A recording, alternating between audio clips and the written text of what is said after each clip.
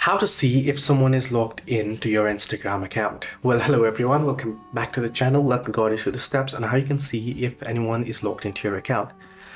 Well, what you can do is you can simply first go ahead and open up Instagram, head over to your profile, tap on the hamburger icon, and once you have done so, scroll down.